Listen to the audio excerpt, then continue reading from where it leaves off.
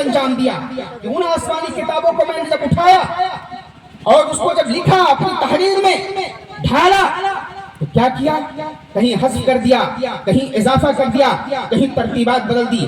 میں نے قرآن کے نسخوں کو مختلف افراد میں تقسیم کر دیے اور ایسے ہی دوسری آسمانی کتابوں کے نسخوں کو ان کے قوم والوں میں تقسیم کر دیے۔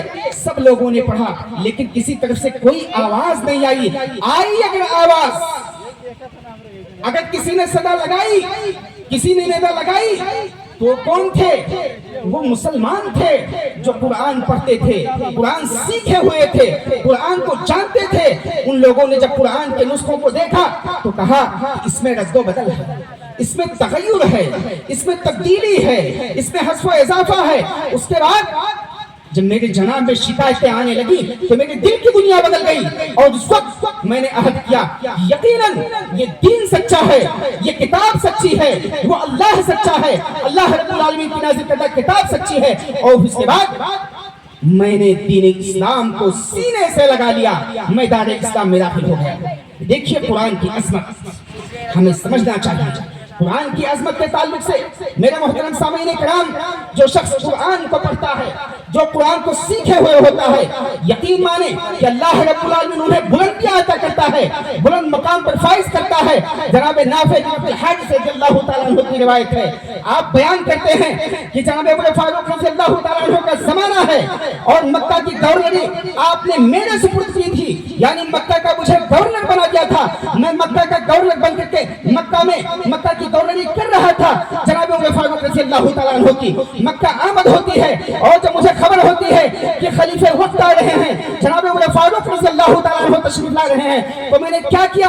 میں نے ان کے استقبال کے لیے مقام اصفہان میں جانا چاہا اور جانے سے پہلے میں نے اپنی جگہ پر ابن ابزہ کو مکہ کی گورنری عطا کر دی، مکہ کی گورنری ابن ابزہ کے سپرد کر دی۔ اور جب میں مقام اصفہان میں پہنچتا ہوں، جناب عمر فاروق رضی اللہ تعالیٰ عنہ سے میری ملاقات ہوتی ہے۔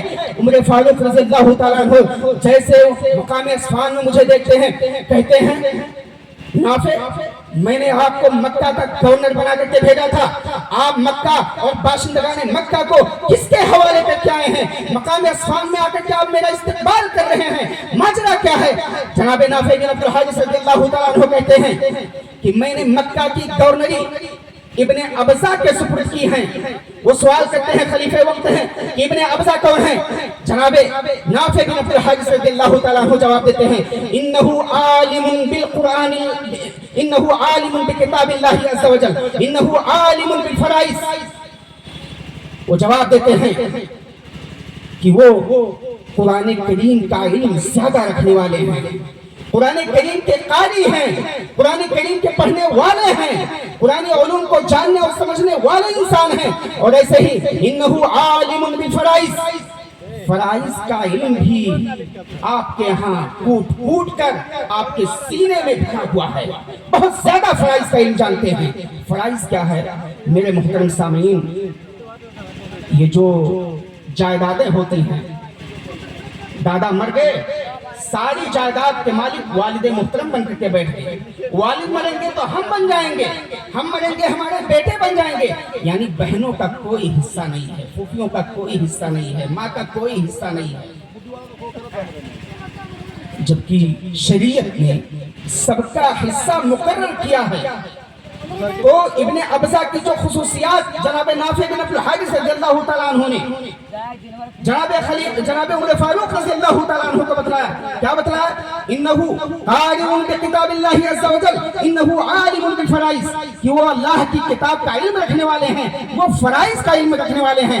جب یہ بات جناب عمر فاروق رضی اللہ تعالیٰ عنہ کے سامنے ابن ابزہ رضی اللہ تعالیٰ عنہ نے پیش کی تو آپ نے فرمایا کہ سچ کہا ہے اللہ رب العالمین نے، ان هذا القرآن ان اللہ يرفع بهذا الكتاب اقواما ويضع به آخرین، کہ اللہ رب العالمین اس کتاب کے ذریعے سے قوموں کو سربلندی عطا کرتا ہے اور اسی کتاب پر عمل نہ کرنے کی وجہ سے قوموں کو ذلیل اور خار کر کے مٹی کے اندر رونق دیتا ہے، برباد کر دیتا ہے، خائب و خاسر کر دیتا ہے، مٹا دیتا ہے۔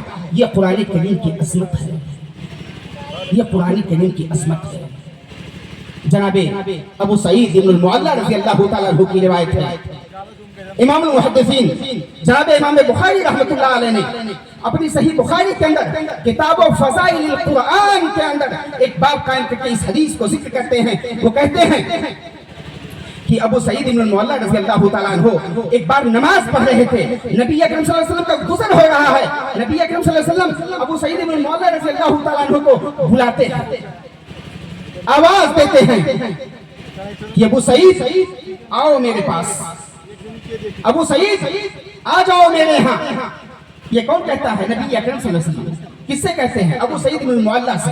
وہ اللہ کی عبادت میں محو ہیں, مصروف ہیں, اللہ کی عبادت کر رہے ہیں, نماز پڑھ رہے ہیں, لیکن وہ حالت نماز میں نماز کو ترک کر کے نبی اکرم صلی اللہ علیہ وسلم کی ندا پر لبیک کہنا اپنے مناسب نہیں سمجھا, نہیں آئے.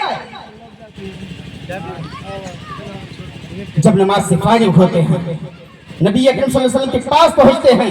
نبی اکرم صلی اللہ علیہ وسلم نے کہا, شکایت کی, جناب ابو سعید کیا میں نے آپ کو ندا نہیں دی تھی؟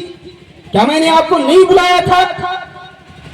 وہ جواب دیتے ہیں, اے اللہ کے حبیب, اے محمد عربی صلی اللہ علیہ وسلم, جس وقت آپ مجھے بلا رہے تھے, صدا دے رہے تھے, اس وقت میں اللہ رب العالمین کی عبادت میں محو اور مصروف تھا.